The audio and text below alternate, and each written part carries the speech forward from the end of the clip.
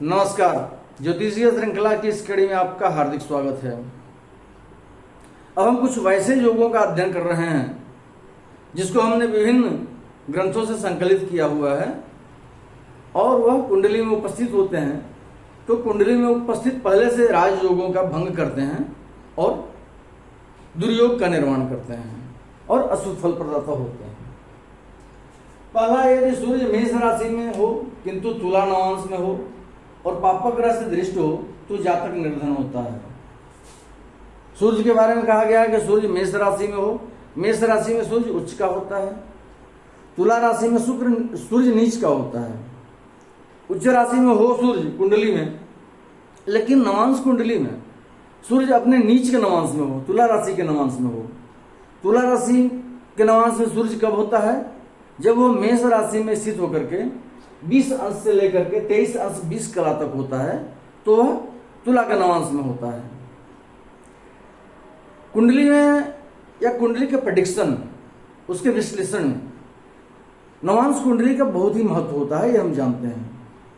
कोई ग्रह कितना भी बली क्यों न हो, लेकिन यदि वह अपने नीचे नवांश में, शत्रु नवांश में या पाप ग्रह के नवांश में स्थित हो, अच्छी स्थिति नहीं हो उसकी, तो लग्न कुंडली में बैठे हुए शुभ स्थिति में उस ग्रह के शुभ फलों का नाश होता है और वैसा ग्रह अशुभ फल प्रदान करने की स्थिति में हो जाता है।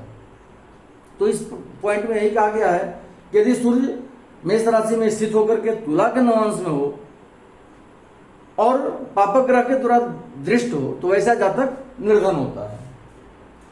अगला पॉइंट है, यदि कन्या राशि तथा कन्या नवांश में शुक्र हो तो जातक भिक्षुक होता है, अर्थात धनहीन होता है। अब देखिए, एक अच्छी स्थिति ऊपर से दिखलाई पड़ेगी हमको। कन्या राशि में कन्या का नवांश कब होता है? जब कन्या राशि में स्थित शुक्र 26 अंश 40 कला से लेकर के 30 अंश तक होता है, या कोई भी ग्रह कन्या राशि में 26 अंश 40 कला से लेकर 30 अंश तक स्थित होता है, तो वह कन्या के नवांश में ही होता है। अब कन्या राशि में होना और कन्या के नवांश में होना, हम पहले से जानते हैं, पढ़े हैं कि कोई ग्रह किसी राशि में स्थित हो और उसी नवांश में हो तो वर्गोत्तम की स्थिति में होता है, अच्छा, अर्थात अच्छा फल प्रदान करने वाला ग्रह माना जाता है उसको। परंतु यहां पे स्थिति वो ठीक नहीं है। दूसरे ग्रहों के बारे में है कि अगर वो नीच राशि में भी है और नीच नवांश में ही है तो वो अच्छा फल प्रदाता होता है। लेकिन शुक्र के बारे में यह स्थिति एकदम उलट है। जिस प्रकार से शुक्र जो है मीन राशि का होकर के और अमीर बनाता है, जातक को धनी बनाता है, उसी प्रकार नीच राशि और नीच नवांश का शुक्र दरिद्र करता है। यह जो है सो सामान्य नियम का अपवाद है जो अन्य ग्रहों पर लागू होता है। लेकिन यदि शुक्र कन्या राशि में ही हो और कन्या के नवांश में ही हो तो वह जातक को दरिद्र करता है, अच्छा फल प्रदान नहीं करता है। अगला पॉइंट है कि यदि तुला राशि में सूर्य 10 अंश में हो, ये जातकाभरण से और सारावली से लिया हुआ एक पॉइंट है। यदि तुला राशि में सूर्य 10 अंश पर हो, परम नीच में हो, तो जातक श्रेष्ठ राजकुल में बड़ा बेटा होने पर भी लक्ष्मी, राज्यश्री, पत्नी, पुत्र तथा भोजन से हीन होता है। परम नीच सूर्य की निंदा की गई है। इसी प्रकार तुला नवांश सूर्य को भी बहुत हीन माना गया है। तुला राशि में सूर्य 10 डिग्री पर परम नीच का होता है। तो किसी भी कुंडली में यदि सूर्य अपने परम नीच अवस्था में है तो वैसा जातक यदि राजकुल में ही पैदा हुआ है, राजकुल में पैदा होने से मतलब है कि राजकुल में बड़े बेटे को ही राजगद्दी मिलती है, उसको राजकुमार घोषित किया जाता है, या पुरानी परंपरा है, या उसको विरासत मिलती है। लेकिन यदि वो बड़ा बेटा भी है राजकुल में पैदा होकर के, और ऐसी स्थिति में वो लक्ष्मी, राजश्री, पत्नी, पुत्र तथा भोजन से हीन होता है, मतलब उसकी स्थिति अच्छी नहीं होती है, वो दरिद्रता का जीवन जीने को बद्ध होता है। अगला पॉइंट भी ये सारावली से और जातक वर्ण से लिया हुआ है। यदि परम नीच चंद्रमा, अर्थात परम नीच चंद्रमा कब होता है? वृश्चिक राशि के 3 अंश पर, चतुर्थ में हो, चतुर्थ भाव में कुंडली के वृश्चिक राशि के 3 अंश पर चंद्रमा बैठा हो चतुर्थ में, या 28 डिग्री पर कर्क का मंगल लग्न में हो। 28 डिग्री पर कर्क राशि में मंगल परम नीच का होता है, वो लग्न में बैठा हो। 15 अंश पर मीन का बुध सप्तम में बैठा हो, मीन राशि में बुध परम नीच का होता है 15 डिग्री पर।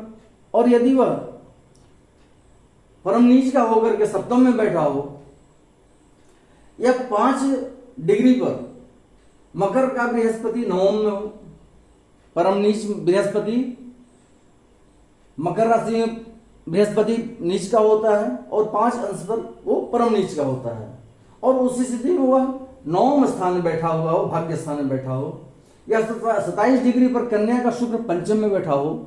27 अंश पर कन्या राशि में शुक्र परम नीच का होता है, वह पंचम भाव में यहाँ पे बैठा हो, या 20 अंश पर मेष राशि का शनि धन भाव में बैठा हो। 20 अंश पर मेष राशि में शनि जो है वो परम नीच का होता है, और परम नीच का होकर के वो धन भाव में बैठा हो, तो अत्यंत दरिद्रता करता है। यह इन ग्रहों में से कोई भी एक, यदि परम नीच का चंद्रमा चतुर्थ में, परम नीच का मंगल लग्न में, परम नीच का बुध सप्तम स्थान में, या परम नीच का मकर बृहस्पति 9वें स्थान में, या परम नीच का शुक्र पंचम स्थान में, या परम नीच का शनि धन भाव में बैठा हो, तो वह दरिद्रता उत्पन्न करता है और जातक को दरिद्र बनाता है।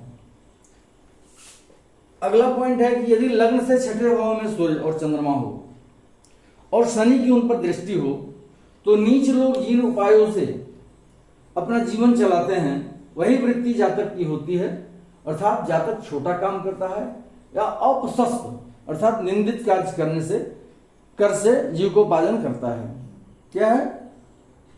लग्न से 6ठे भाव में सूर्य और चंद्रमा बैठे हैं और शनि उस पर कहीं से भी दृष्टि डाल रहा हो, या सप्तम दृष्टि डाल रहा हो, या तृतीय दृष्टि डाल रहा हो, या अपनी दशम दृष्टि डाल रहा हो, शनि की दृष्टि पड़ रही हो, तो वैसा जातक नीच वृत्ति के द्वारा अपना जीविकोपार्जन करता है, या निंदित कर्म के द्वारा अपना जीविकोपार्जन करता है। फिर से जान लें, सूर्य और चंद्रमा 6ठे स्थान में बैठे हों, शनि की उस पर दृष्टि पड़ रही हो कुंडली में, तो जातक जो है नीच वृत्ति द्वारा अपना जीविकोपार्जन करता है। अगले वीडियो में हम कुछ अन्य इन अशुभ योगों को लेकर उपस्थित होंगे। नमस्कार।